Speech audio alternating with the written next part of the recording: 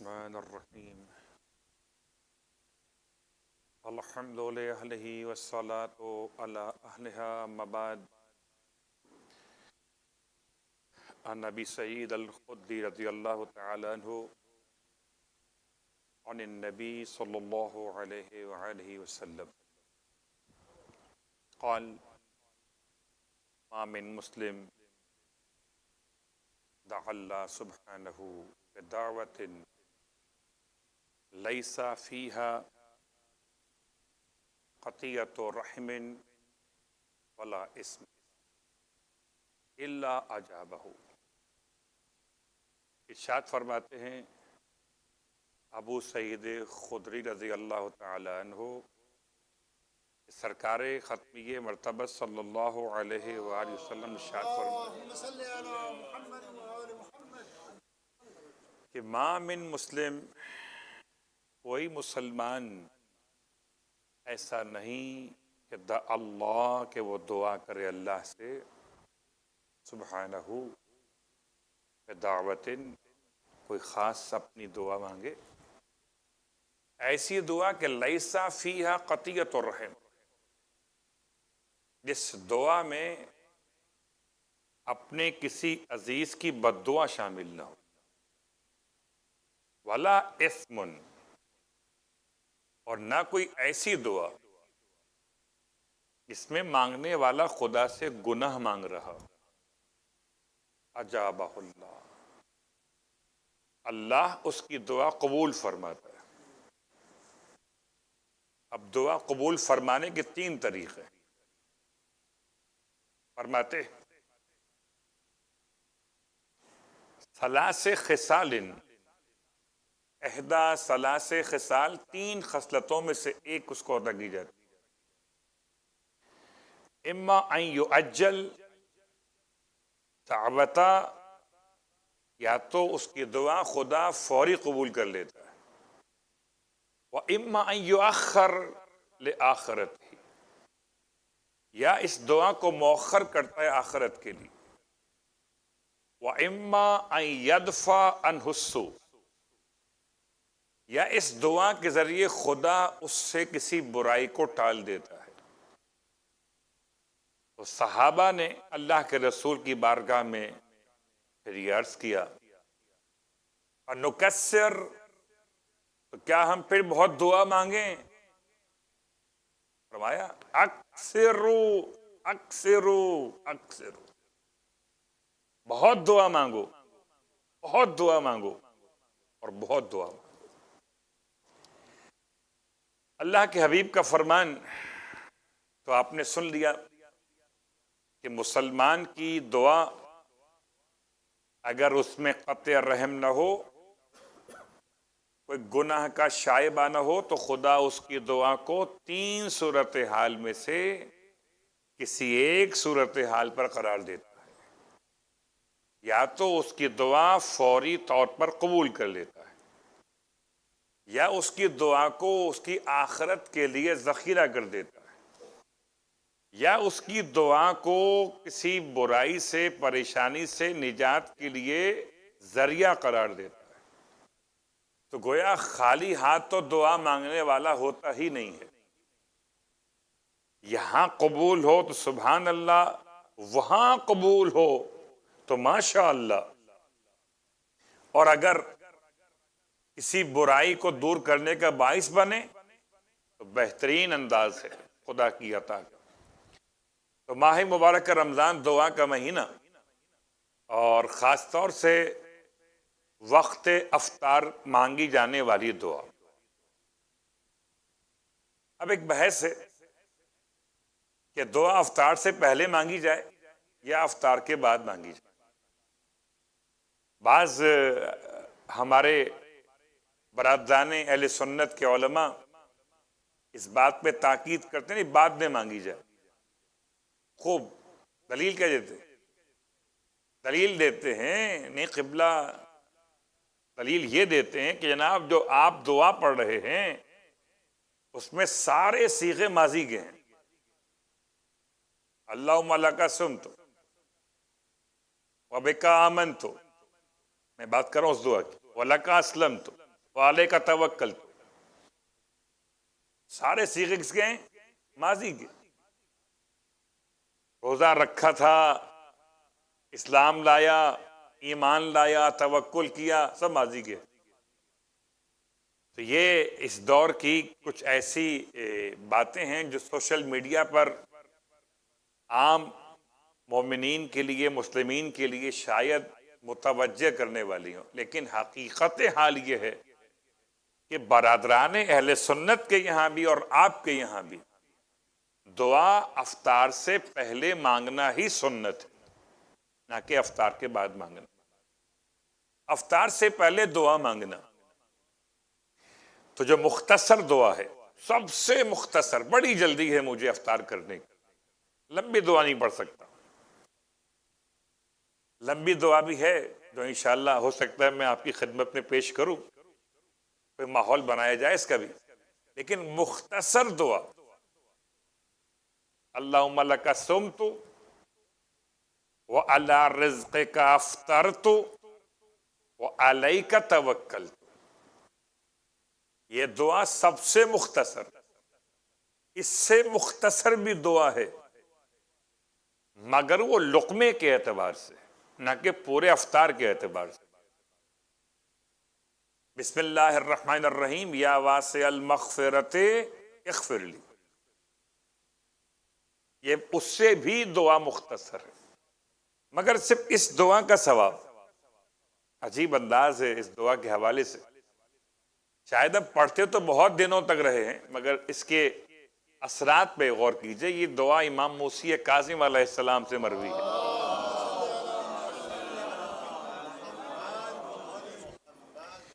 یہ دعا جو آپ پڑھتے ہیں، اللہم لک صمت، پروردگار میں نے آپ کے لیے روزہ رکھا، وعلی رزقک افطرت، اور آپ کے دیے ہوئے رزق پہ افطار کرتا ہوں، وعلیک توکلت، اور آپ پر ہی توکل کرتا ہوں. اس کے پڑھنے کا ثواب یہ ہے کہ اس دن جتنے افراد نے روزہ رکھا ہوگا ان سب کی تعداد کے برابر اس دعا پڑھنے والے کو ثواب ملے گا. اللہ اکبر. آپ نے جملہ سنا، میں نے ترجمہ کیا ہے حدیث کا، کہ ثواب جو بیان کیا گیا، لیکن غور نہیں کیا کہ سب میں کون کون شامل ہیں. آج اگر روزہ افطار کرنے والوں میں آیت اللہ سیستانی شامل ہے، آغائے اسحاق فیاض شامل ہیں، شبیر بشیر صاحب شامل، بشیر نجفی شامل ہیں، آغائے وحید خراسانی، آیت اللہ خامنئی، سب شامل ہیں.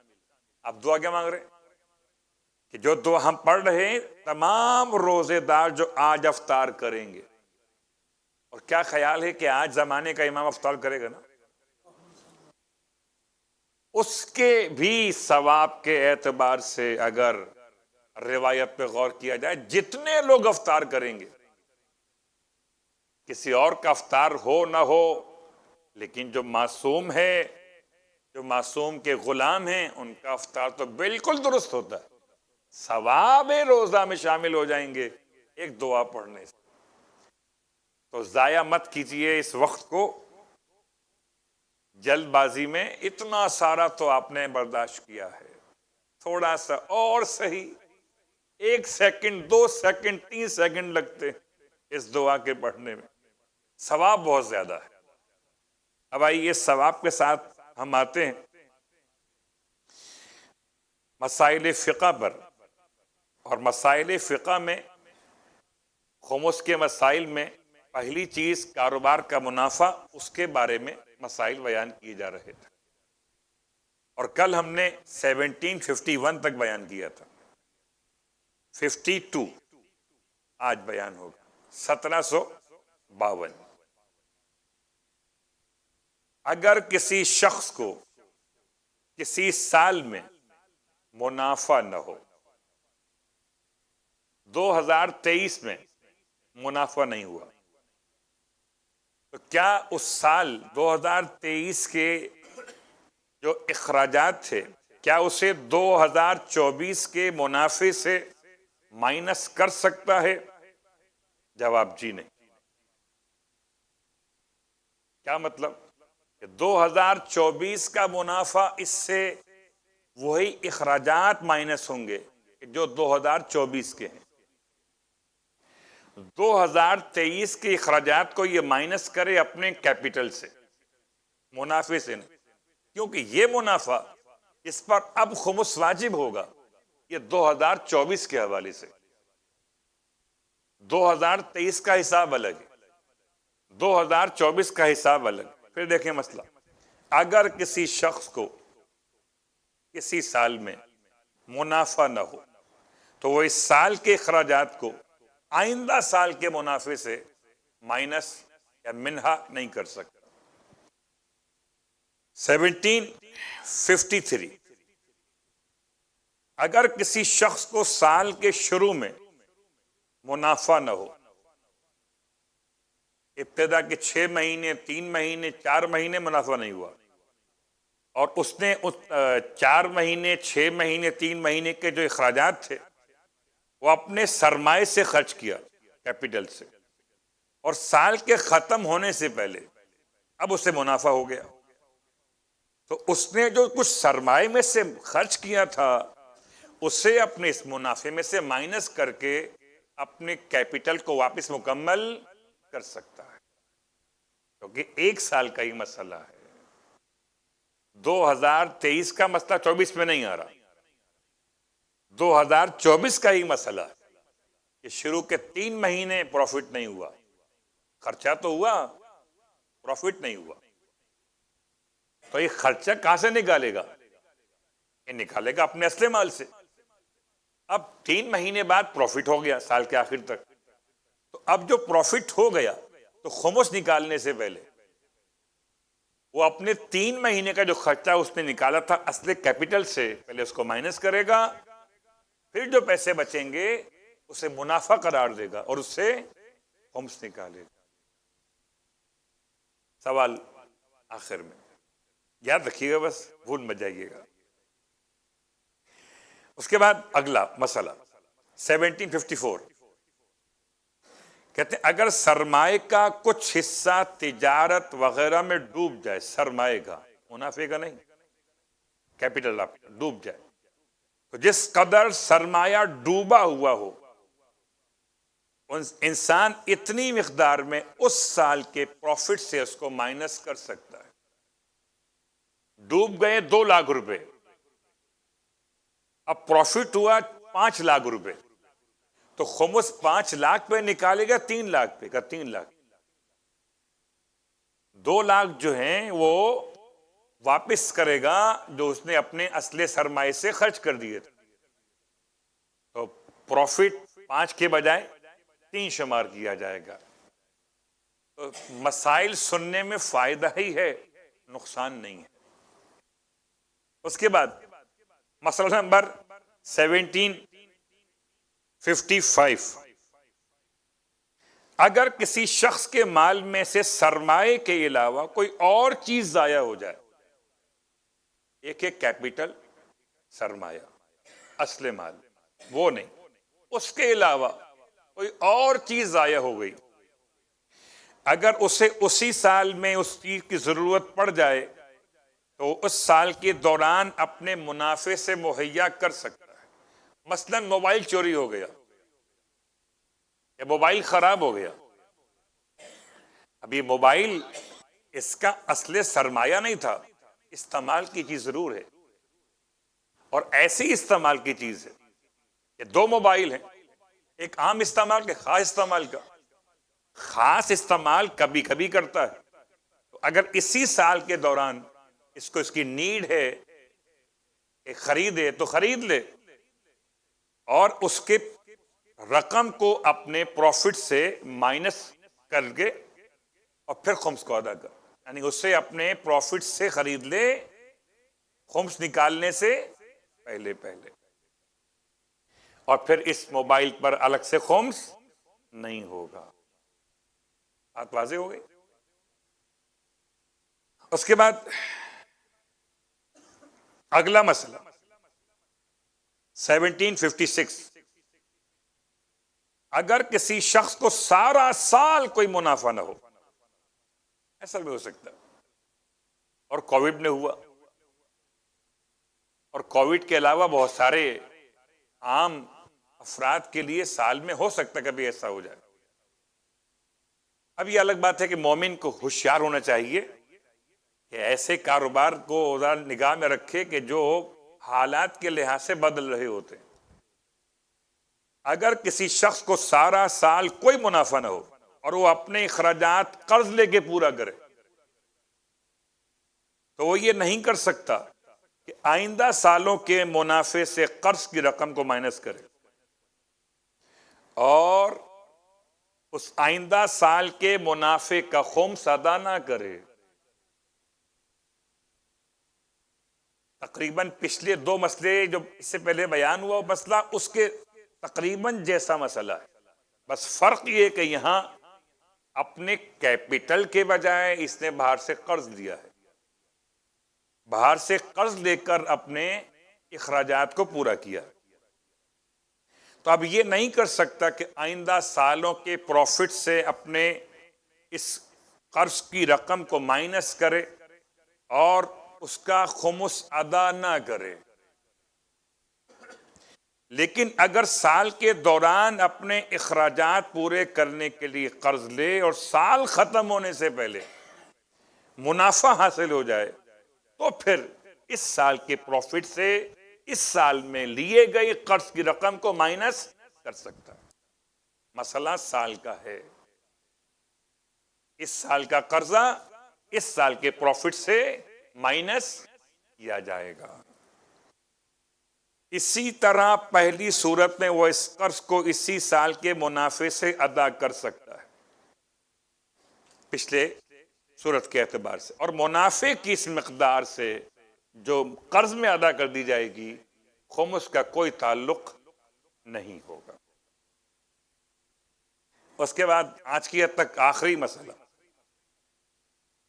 1757 اگر کوئی شخص مال بڑھانے کی غرض سے یا ایسی املاک خریدنے کے لیے جس کی اسے ضرورت نہ ہو، مال بڑھانا ہو، اپنا کیپٹل، اصل سرمایہ، یا کوئی ایسی پراپرٹی خریدے جس کی اسے ضرورت نہ ہو اور اس کے لیے قرض لے، تو اگر وہ اس سال کے منافع میں سے خمس ادا کیے بغیر وہ قرضہ ادا کرے، تو سال گزرنے پر ضروری ہے کہ اس چیز کا خمس بھی ادا کرے، کیونکہ یہ جو اس نے لیا تھا اس کو ضرورت نہیں تھی۔ مال بڑھانا مراد یا پراپرٹی اپنے نام پر جمع کرنا مراد؟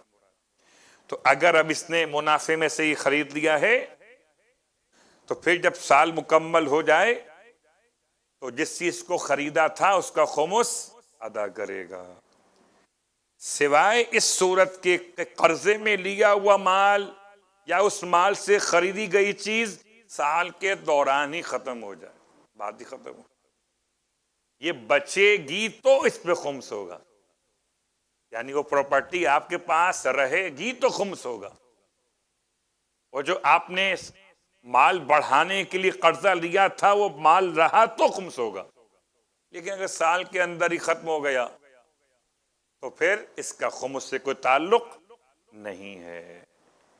آپ کا سوال کیا تھا؟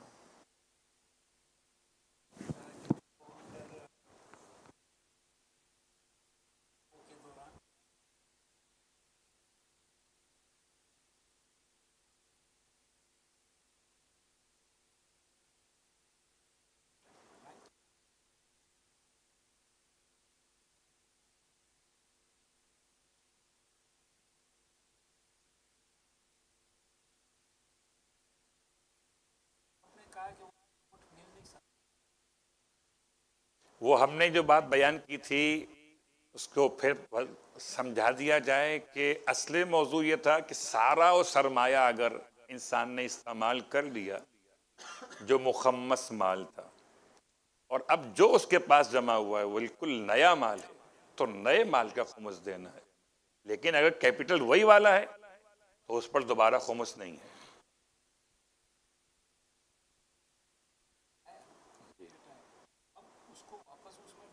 ہاں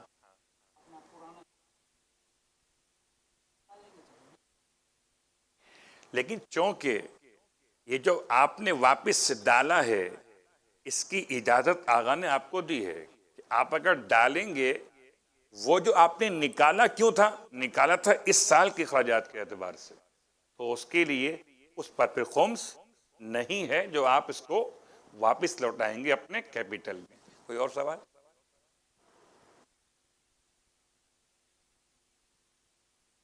جی پوچھیں.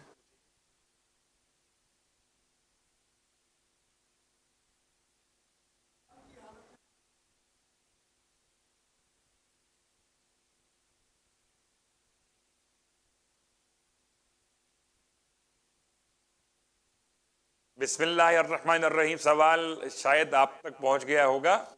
وہ کہہ رہے ہیں کہ حالت قیام میں موبائل رکھا تھا نیچے یعنی مصلے پر اور بجنے لگا. اب کیا میں یہ کر سکتا ہوں کہ اسے اٹھاؤں جھک کر اور اٹھا کے اسے آواز بند کر کے؟ تو کیا یہ میرا جھکنا حالت نماز میں؟ جواب یہ جھکنا حالت نماز میں شرعاً جائز نہیں ہے، اس لیے کہ یا قیام کی شکل میں رکوع والا جھکنا ہے یا پھر سجدے والا جھکنا ہے. اس کے علاوہ کوئی انتہائی مجبوری کے عالم میں اگر ایسا کیا جائے تو بعد میں سجدے سہو کیا جائے گا. تو کوشش کریں کہ اپنے موبائل کو سوئچ آف کر دیں یا اس کی آواز میوٹ کر دیں. کوئی اور سوال؟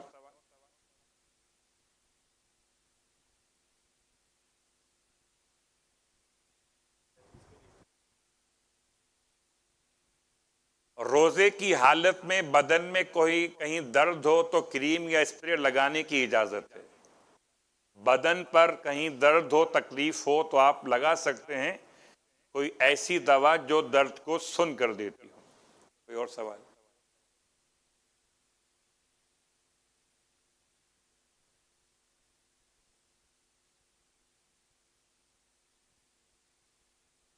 سوال ختم ہو گئے، اس کا مطلب ہے کہ ہم کامیاب ہو گئے. پھر میں سوال کر لوں آپ سے. جی جی جی. سوال کیا گیا ہے کہ جو خمس ہم نکالتے ہیں اس کا مصرف کیا ہے، وہ کس کو دیا جا سکتا ہے؟ ویسے تو ابھی مسائل بیان جب ہو رہے ہیں تو یہ آخر میں بات آنا ہی ہے، لیکن سوال آ گیا تو خمس کا مصرف. خمس کے دو حصے، ایک کو سہم امام کہتے ہیں اور ایک کو سہم سادات کہتے ہیں. سہم امام کا مطلب یہ ہے اللہ رسول اور امام کا حصہ، اور اللہ رسول امام کا حصہ آج کے زمانے غیبت میں ان تمام مراجع عظام کی طرف کہ جو امام کے فرمان کے مطابق آج کے زمانے میں مرجع قرار پاتے ہیں، یہ ان کی طرف پلٹایا جاتا ہے. السلام علیکم. کہ اب سہم امام اور نائب امام یہ آپ پلٹائیں گے نائب امام کی طرف، یعنی 50% جو ہے خمس کی رقم اس کی آپ تقلید کرتے ہیں عالم سمجھ کر، یہ اس کی طرف آپ پلٹائیے. باقی 50% جو ہے وہ سہم سادات ہے. اب یتیم مسکین اور غریب ایسے سادات کہ جو مستحقین میں شامل ہوں اور اعلانیہ کوئی ایسا گناہ نہ کرتے ہوں کہ جس کی وجہ سے یہ رقم کے مستحق قرار نہ پائیں، یعنی بے پردہ خاتون یا بے نمازی اعلانیہ مرد یا داڑھی موڑنے والا کوئی سید مرد. جو اعلانیہ گنہگار نہیں ہیں، نمبر 1 سید ہیں، نمبر 2 نمبر 3 مستحق ہیں، تو ان کو دیا جائے گا، مگر اس طریقے سے کہ اگر سب کے سامنے یہ کہہ کر دیجئے یہ آپ مستحق ہیں یہ رکھیں سید کا حصہ، یہ مناسب نہیں، بلکہ ایسی شکل میں دیا جائے جس سے سادات کی عزت بھی اپنے مقام پر محفوظ رہے۔ کوئی اور سوال؟